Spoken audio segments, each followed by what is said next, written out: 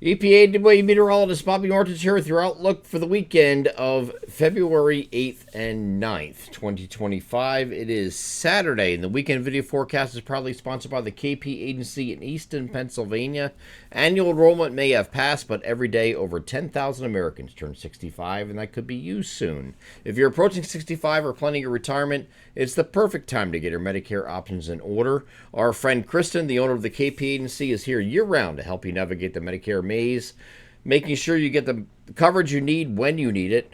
Don't trust your decisions to a 1-800 number or a faceless website. Depend on a local, reliable source. Call Kristen at 908-329-7140 or visit thekpa.net to get started. They're the KP Agency in Easton, Pennsylvania, proud sponsors of the weekend video forecast. First and foremost, I'm a little transparent here, and that's because I have my Eagles gear on because it is Super Bowl weekend. Okay, so go Birds. So we have the have a winter storm moving toward the region again. Another overrunning system, another thermal gradient boundary that we're dealing with, and it's going to be a little bit further, just a little bit further south than the last one was. So you might have a little bit more in the way of a snowy start for some of you. But then we're going to transition to sleet, freezing rain, and all that nonsense. We have a transition with this that's going to go through the overnight. So it's going to come in this afternoon, and then it's going to transition to different precipitation types this evening, and then end late in the overnight. I don't think this is going to be something that translates into Sunday morning. So if you have any Super Bowl plans, parties, whatever, like I have, you don't have to worry about it, okay? It's not going to be any big deal here on Sunday.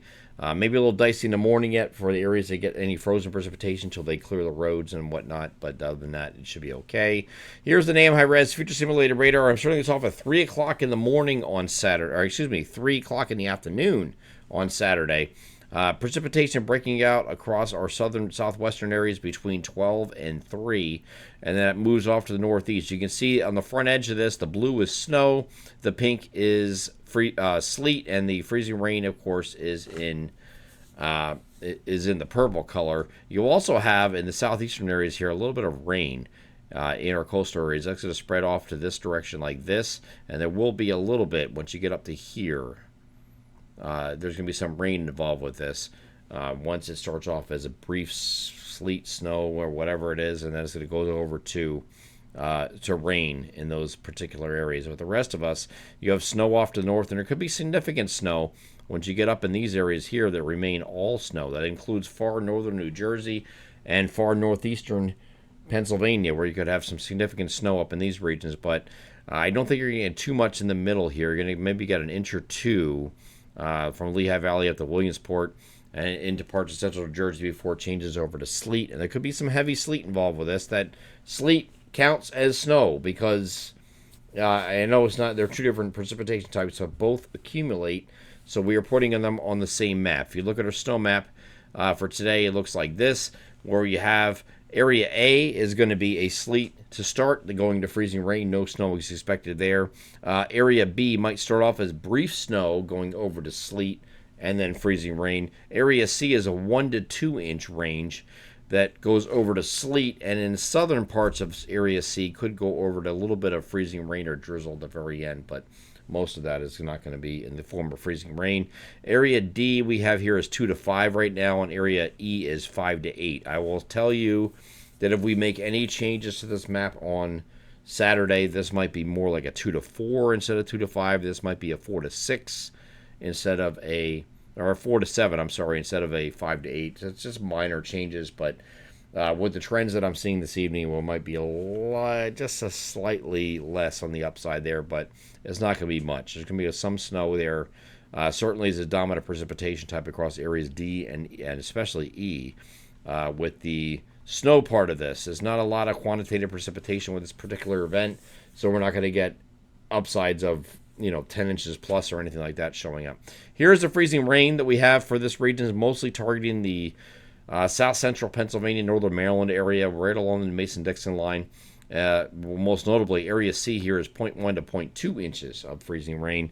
As you extend further out here in this, I don't know what color it is, mauve, I guess, whatever it's this lighter purplish color or hot pink, whatever it is, it's going to be zero point 0.05 to zero point 0.1 in that area.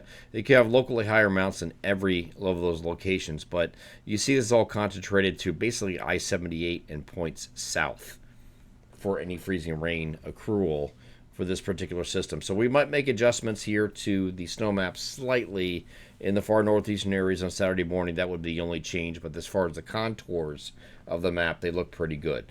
All right, so this is going to continue, again, changing over to sleet and then freezing rain further south as we get into the late evening and overnight hours, and then we get into very early Sunday morning. This is already pulling away, so you might have leftover flurries, and that's it as we get into early Sunday morning. Otherwise, clouds are going to give way to sun. Temperatures are going to be over freezing, so you're going to have temperatures that are going to be supportive of some melting of whatever fell in your particular area here on Sunday. And then Monday follows up with a partly mostly sunny day with temperatures a little bit cooler behind that. Here's that system moving away, and there's Saturday, Sunday, there's Monday. We have another system coming at us here on Tuesday, but the trends have been to push this further southeast. The newest GFS keeps us well southeast. The Canadian model has us a little bit further north, not much, and the European model has that just right about there too. So the trend here has been to make these along the, we're worried about the gradient boundary, which is kind of situated in this case on Tuesday right about there. But these waves that are moving along the boundary are very weak. And the reason for that, the reason they're so weak is because we don't have amplification to the jet so much. I know we have overrunning wave after wave after wave after wave every 2 days or thereabout. But the big difference is here, if you look at the Pacific North American Oscillation, which is your ridging in the western United States, you see the entire time it is generally negative here up until about mid-month. And it starts to rise toward mid-month and goes up actually above once we get past mid-month. So we have, that's a general trend. Right now, since it's kind of right in this region right here, we don't have enough amplification of the jet. So these systems that come in before mid-month, I think, are going to be generally weaker in nature and not producing big blockbuster storms. Okay, that's the general premise of what is going on. And because this is generally weaker, the European ensemble shows this.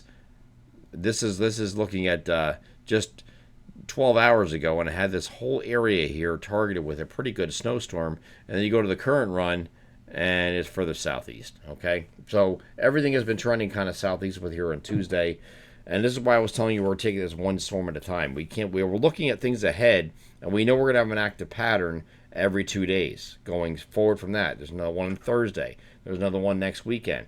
So there's a lot of things lining up here, but we really can't take what the models are showing verbatim with any of the systems. And the reason is there's so many systems that it's actually confusing some of these models exactly what's going to happen with each individual one. So looking ahead is kind of futile right now. Okay, it gives you the idea that we're going to have an active pattern, which we certainly need. We need any precipitation in any form we can get it, because we are behind in rainfall. And these next couple of months here, we're projecting above average precipitation, whatever precipitation form it comes in February, and same thing in March, which will be great going into winter. Big misconception about the drought is that everybody thinks that, you know, the drought, we're behind in rainfall, and we are, but it's more of a what have you done for me lately type of thing when it comes to the growing season. So if we can get a above average February, above average March, that's gonna be great going into the growing season once we get into April and beyond, because we'll have that moisture most recently affecting the region. So that is a good thing. We hope this is going to continue in whatever form we can get it. I know some of you snow lovers are like, well, we really need a big snowstorm. We don't need a big snowstorm. You think you do, but whatever. But we have that. Have opportunities here in the next week. It's every 2 or 3 days. We have another one here Wednesday night and a Thursday. As you can see here, this might be a slot mess, but you might have a pretty good thump on the front end of here on Wednesday night as well, before it changes over to sleet and freezing rain. And then we have another one coming in behind that, and that will be around mid-month or just after. Okay, so there's plenty of opportunities here going forward.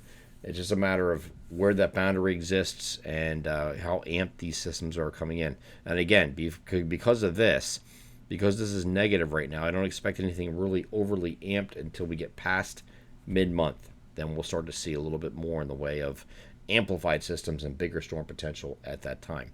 I'm EPA meteorologist Bobby Marchers. That is your outlook for the weekend of February 8th and 9th, 2025. Have a great Saturday and Sunday.